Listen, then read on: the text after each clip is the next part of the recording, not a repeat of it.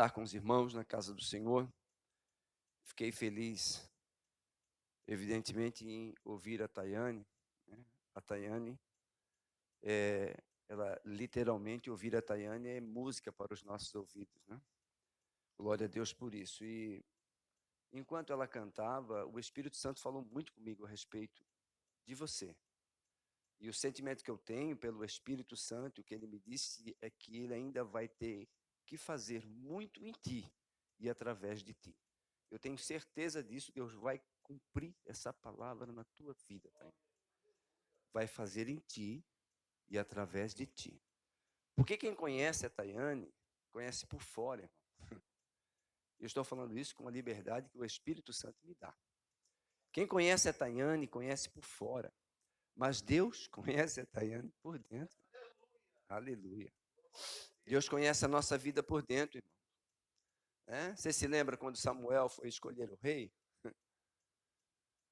Samuel olha para os filhos de Jessé, e Samuel conhecia os filhos de Jessé por fora, mas Deus conhecia eles por dentro. Deus conhecia eles por dentro e Deus disse a Samuel, não, não, não.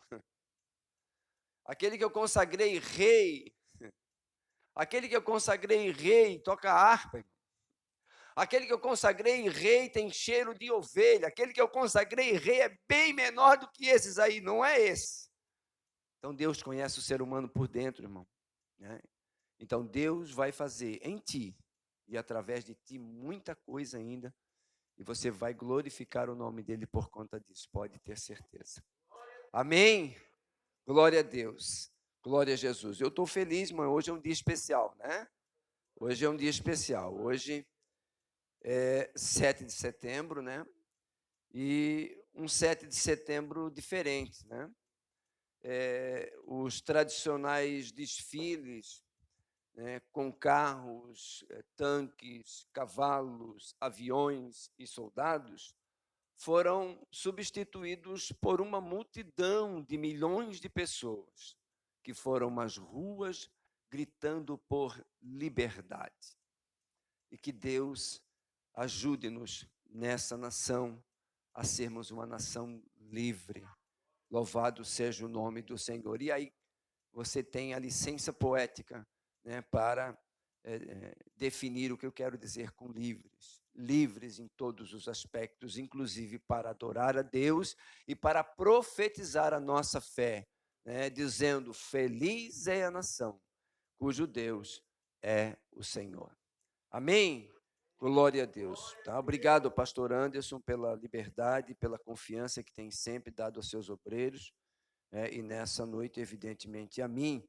Eu gostaria que você abrisse a sua Bíblia no Antigo Testamento, no Pentateuco, no livro de Números, no capítulo de número 35, capítulo de número 35 do livro de Números.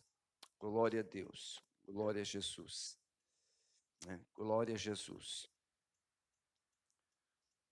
E nós vamos refletir num texto bíblico do Antigo Testamento, e eu não vou me demorar, vou procurar ser bastante sucinto, até porque o meu horário não é muito extenso, mas eu acredito que Deus vai falar conosco nesse pequeno período em que temos para refletir na sua palavra. Capítulo de número 35 do livro de Deuteronômio, né? Ou melhor, no livro de Números. Deuteronômio é um livro que vem depois dele. No livro de Números, o capítulo de número 35, e o versículo de número 9, nós vamos ler alguns versículos a seguir. Versículo de número 9 do livro de Números, diz assim, falou mais o Senhor a Moisés, dizendo, fala aos filhos de Israel e dize-lhes, quando passardes o Jordão, a terra de Canaã, fazei com que vos estejam à mão cidades que vos sirvam de cidades de refúgio, para que ali se acolha o homicídio que ferir alguma alma por erro. E estas cidades vos serão por refúgio do vingador do sangue, para que o homicida não morra até que seja perante a congregação, até que esteja perante a congregação no juízo. E das cidades que derdes, haverá 6 cidades de refúgios para vós. 3 destas cidades dareis daqui do Jordão, e as 3 destas cidades dareis a terra de Canaã. Cidades de refúgio serão. Versículo 15. Serão de refúgio estas 6 cidades para que os filhos de Israel e para o estrangeiro e para que os que se hospedar no meio deles, para que ali se acolha aquele que ferir alguma pessoa por erro. Amém, irmãos? Glória a Jesus. Irmãos, a cada vez que eu leio um texto do Antigo Testamento, eu fico mais ciente de que a Bíblia Sagrada tem toda a sua extensão literária, tanto no Antigo como no Novo Testamento, como a sua centralidade, a pessoa salvadora de Cristo, mesmo no Antigo Testamento. Há, inclusive, uma corrente de pensamento religioso que quer excluir, né, do contexto cristão atual o Antigo Testamento. Eu, particularmente, acho isso um grande equívoco, um grande erro, porque a Bíblia ela é completa nos seus 66 livros, e do Gênesis até o Apocalipse, sempre houve e sempre haverá, nitidamente, na palavra de Deus, a pessoa central de Jesus Cristo em cada um desses livros. O Antigo Testamento não pode, de maneira nenhuma, ser lido e estudado separadamente, e da mesma forma também não o Novo Testamento. Ambos precisam ser estudados juntos, porque um completa o outro.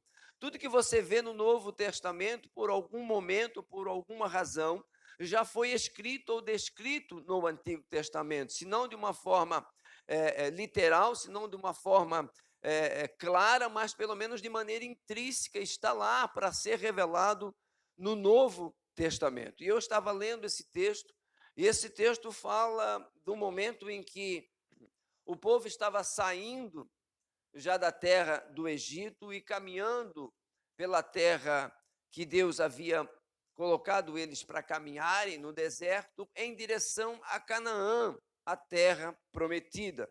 E já está no final dessa trajetória. Moisés já está praticamente morrendo aqui, é o final da sua vida, da sua existência, e junto dele está Josué.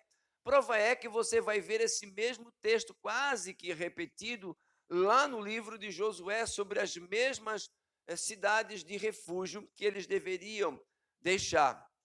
Quando Moisés chega no final da sua trajetória para entrar na terra prometida, Deus diz a Moisés que ele deve, obrigado, pastor, que ele deve destinar às tribos de Israel terras, cidades que eles vão se apossar da além do Jordão.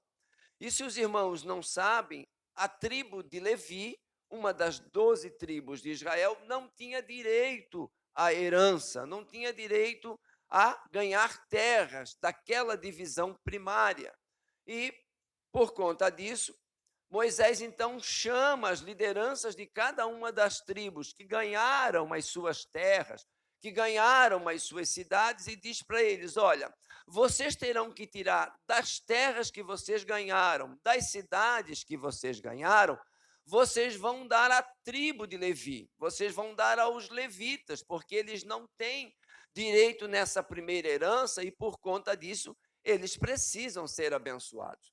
Quem eram os levitas? Os levitas eram da tribo de Levi, obviamente, e estes homens tinham a função de cuidar das coisas de Deus, cuidar das coisas sagradas. Por isso, muitas vezes, as pessoas usam equivocadamente o termo levita para referir-se a cantor, ou tocador, ou coisa do gênero. Não que eles não fossem, eles também faziam parte desse grupo. Mas tem uma outra parte dos levitas que poucos querem ser na igreja. É a parte dos levitas em que cuidavam das coisas do templo. Por quê? Os levitas, irmãos, eram os primeiros a se levantar quando a tribo de Israel se movia, porque eles eram responsáveis por desmontar o tabernáculo, guardar todos os utensílios devidamente dobrados e separados cuidadosamente e carregar todo aquele material até um próximo assentamento.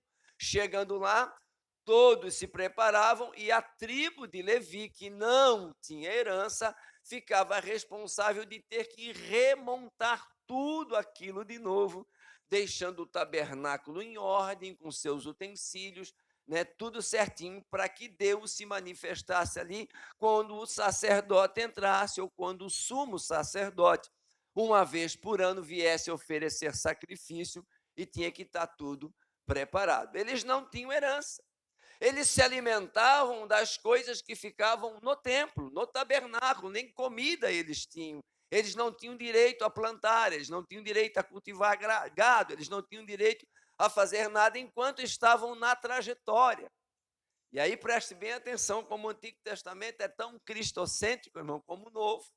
É por essas e outras razões que eu acho um grande equívoco retirá-lo, né, como parte dos nossos estudos.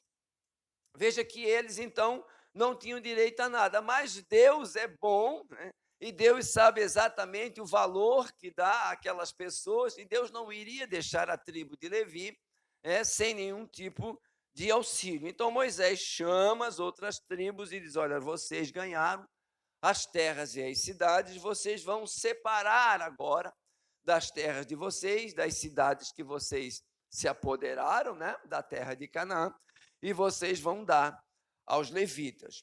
Foram no total 48 cidades, né, dadas de todas as tribos.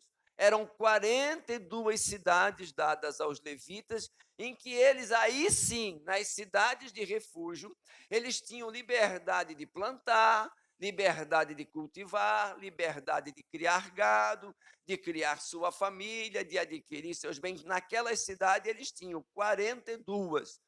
No entanto, dessas 42, haveria que ter também mais 6 cidades. Essas 6 cidades eram chamadas cidades de refúgio. Por que cidades de refúgio, irmão?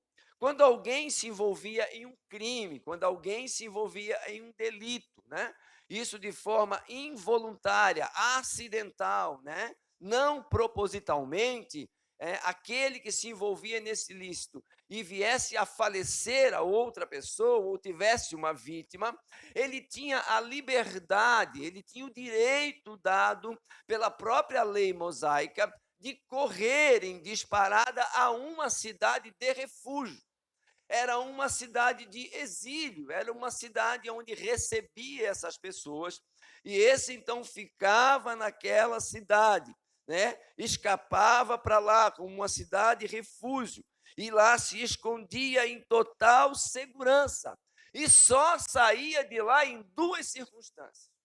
Estou falando das cidades de refúgio. Até o final dessa mensagem, talvez você possa se encaixar dentro de uma dessas cidades de refúgio. Ele ficava lá e só podia sair de lá em 2 circunstâncias. A primeira poderia ser para a morte. Era quando ele seria possivelmente julgado ou condenado. Quando ele entrava na cidade de refúgio, o sacerdote vinha até ele, junto com ele os anciãos da cidade, porque naquela época quem fazia julgamento, quem era o juiz, eram os anciãos da cidade, aquela turma de pessoas mais velhas e sábias, anciãos esses em que Jó, né, possivelmente fazia parte e era honrado por eles. Você imagina, então, a sabedoria de Jó, né? Muito bem, e aí lá eles entendiam, por conta de 2 ou 3 testemunhas, se aquele rapaz, aquele homem, aquela pessoa que estava ali, era ou não culpado. Se fosse culpado, se chegassem ao veredito de que ele era culpado, eles os expeliam novamente para fora da cidade de refúgio. E lá fora, irmão, existia alguém chamado vingador do sangue. Quem era o vingador do sangue? O vingador do sangue era um parente próximo da vítima, alguém que tinha também, pela mesma lei de Moisés, pela mesma lei de Talião, você já deve ter ouvido isso, olho por olho, dente por dente, naquela época podia. Então, o vingador do sangue tinha liberdade de matar aquele homem, estava dentro da lei. Se porventura ele fosse julgado e fosse então dado como um condenado. Essa era a primeira circunstância, a primeira alternativa dele sair de uma cidade de refúgio, ou seja, era para a morte. No entanto, também haveria uma segunda alternativa, e essa era para a vida. Era quando o sumo sacerdote viesse a falecer. Se o sumo sacerdote morresse, ele estaria livre, poderia voltar para a sua cidade, poderia voltar para a sua casa, para a sua vida, e aí então a sua dívida estava paga. Interessante essa história, né? Neste caso, irmão, a sua dívida com a justiça estava quitada e tinha liberdade para voltar para a sua cidade de origem totalmente seguro. Muito bem. Se no período que estivesse sob a proteção da cidade, observem bem, esse cidadão que havia fugido para uma cidade de refúgio, se no período que ele estivesse ali, sob a proteção da cidade de refúgio, ele saísse e tentasse voltar para a sua cidade, para a sua velha vida, ele corria o sério risco de ser capturado por esse vingador de sangue. E aí, o sumo sacerdote, a cidade de refúgio, literalmente lavava as suas mãos e disse: não, agora você vai por sua conta e risco, você vai escolher o destino que você quiser. Aqui dentro da cidade de refúgio você está protegido. Dentro da cidade de refúgio você está totalmente protegido. Aqui ninguém pode te tocar. Aqui ninguém pode te matar, aqui ninguém pode te ferir, aqui ninguém pode te ofender. Aqui você está totalmente protegido. Mas fora da cidade de refúgio, ele estava completamente sem auxílio e desprotegido. O vingador do sangue podia alcançá-lo, e podia tirar a sua vida em qualquer momento. Por quê? Porque o vingador do sangue, irmão, não estava na cidade dele. O vingador do sangue estava à espreita. O vingador do sangue estava nas esquinas. O vingador do sangue estava, quem sabe, com algum outro grupo, um outro parente da família, esperando que aquele homem, de uma hora para outra, desse bobeira lá fora da cidade de refúgio, para que ele pudesse matar. E aí eu peguei o texto dessa história, que é uma história bíblica, e levei para o Novo Testamento e entendi o vingador do sangue como o inimigo da nossa alma. Como Satanás, o nosso adversário. Porque o apóstolo Pedro, escrevendo a sua primeira carta, no capítulo 5, e versículo de número 8, ele diz assim: sede sóbrios, vigiai, porque o vosso adversário anda em derredor, bramando como um leão, procurando a quem possa tragar. É o vingador do sangue. Ei, é um vingador do sangue. Você consegue identificar a cidade de refúgio nisso aí?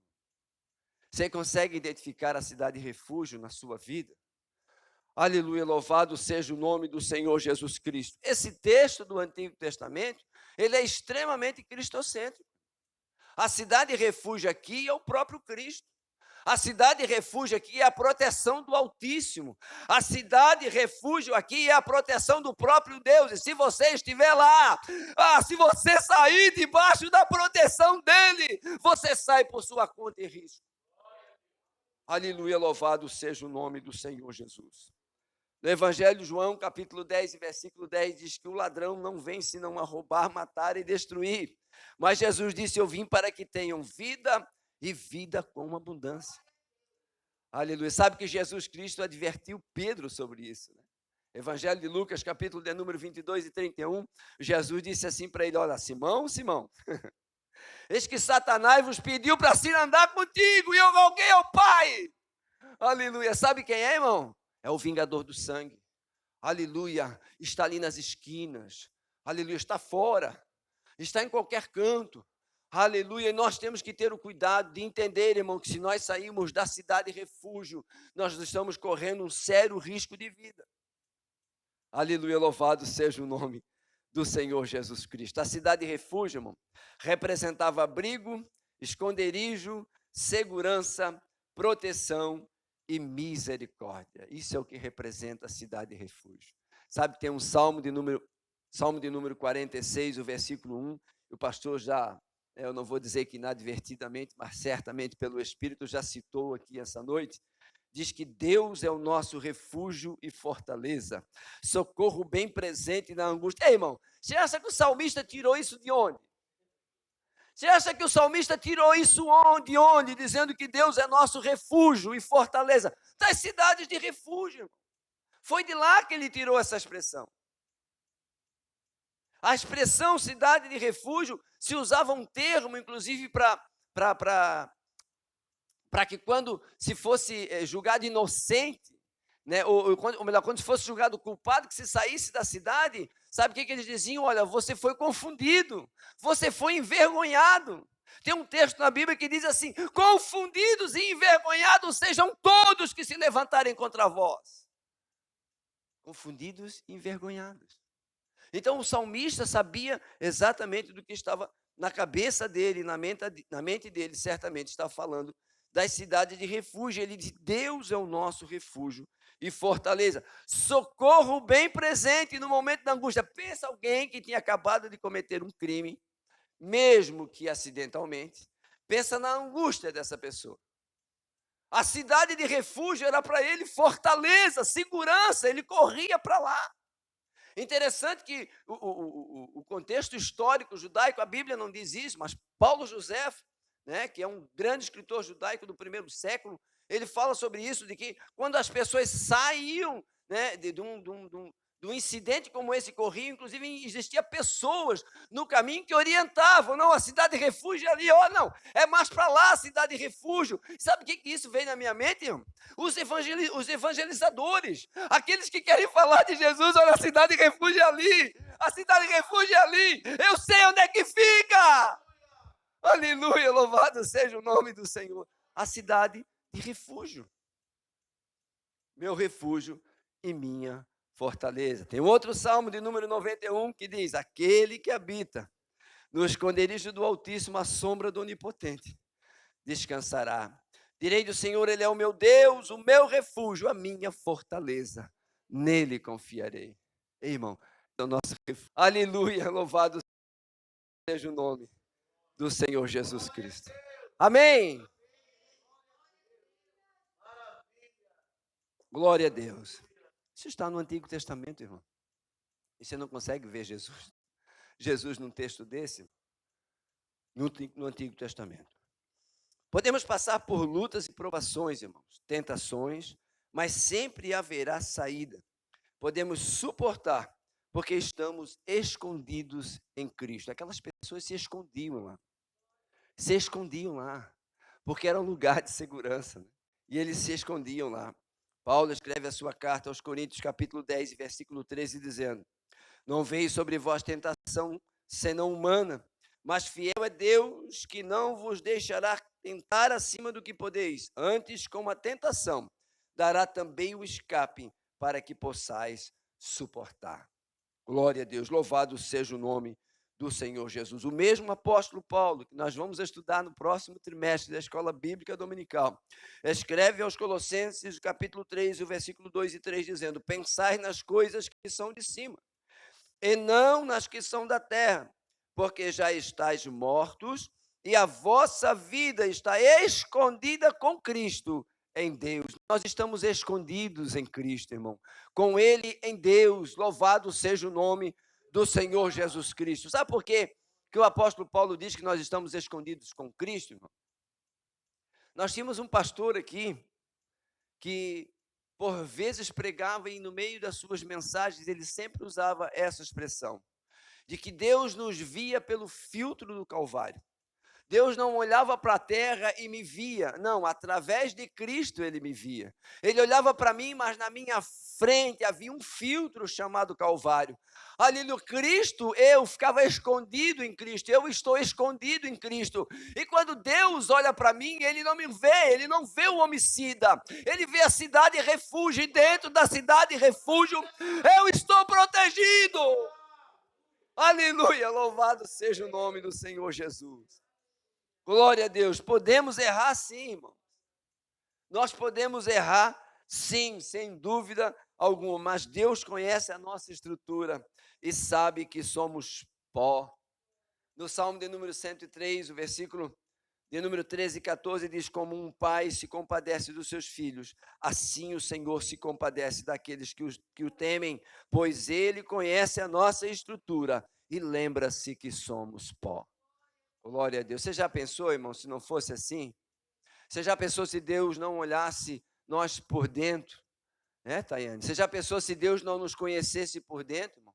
se fosse só por fora. Sabe por que que Deus ainda nos permite ficar vivo? Porque Ele nos conhece por dentro, porque Ele conhece a nossa alma, o nosso interior, os nossos pensamentos, as nossas emoções, as nossas mais profundas razões, Ele conhece. Não é verdade, Ana? Ele conhece, Ele sabe exatamente. Por essa razão, Ele ainda guarda as nossas vidas, porque Ele sabe que somos pó, irmão. Pó, pó, absolutamente pó. Por isso o texto diz que do pó vier, e ao pó retornará, porque somos pó. E Deus sabe disso, Deus conhece as nossas estruturas. Nós éramos condenados à morte. Existem verdades no Antigo Testamento que refletem em mim realidades nítidas do Novo Testamento. E uma delas é essa, que nós éramos condenados. Nós éramos condenados à morte eterna, mas o Calvário nos trouxe liberdade. Sabe por quê? Porque na segunda possibilidade deste homem sair, era com a morte do sumo sacerdote. E aí você consegue encontrar Cristo nessa cidade de refúgio? Você consegue encontrar Cristo ali como o que traz liberdade ao homicida? Porque a segunda oportunidade, ou a segunda circunstância, era quando morria o sumo sacerdote. A morte do sumo sacerdote garantia vida eterna e absolvição a todos aqueles que estavam dentro da cidade de refúgio, todos aqueles que procuravam, né, o resgate da cidade de refúgio. E assim, nós também éramos condenados. E a morte do sumo sacerdote nos trouxe vida, nos trouxe liberdade, nos trouxe salvação. Aleluia, nos trouxe a eternidade com ele, a morte do sumo sacerdote. Louvado seja o nome do Senhor Jesus Cristo. O escritor aos Hebreus, e eu já vou encerrar. O escritor aos Hebreus, capítulo 5, versículos 5 e 6, diz assim: assim, também Cristo não se glorificou a si mesmo para se fazer sumo sacerdote, mas glorificou aquele que lhe disse: tu és meu filho, hoje te gerei. Como também diz no outro lugar: tu és sacerdote eterno, segundo a ordem de Melquisedeque. Aleluia, ele é o sacerdote eterno, segundo a ordem de Melquisedeque. Foi a morte dele como sumo sacerdote que nos trouxe liberdade e que nos trouxe vida. Louvado seja o nome do Senhor.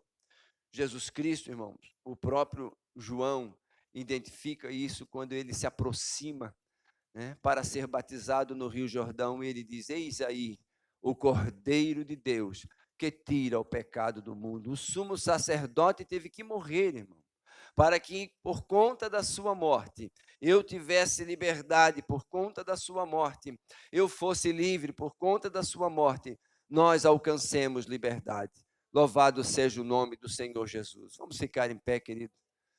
Bendito seja o nome do Senhor. Eu quero fazer aqui o uso das palavras do presbítero Anderson. Até aqui foi o que Deus me deu e eu louvo a Deus por isso. Portanto, não posso passar disso. Essa palavra ficou no meu coração hoje à tarde, quando eu lia um texto bíblico.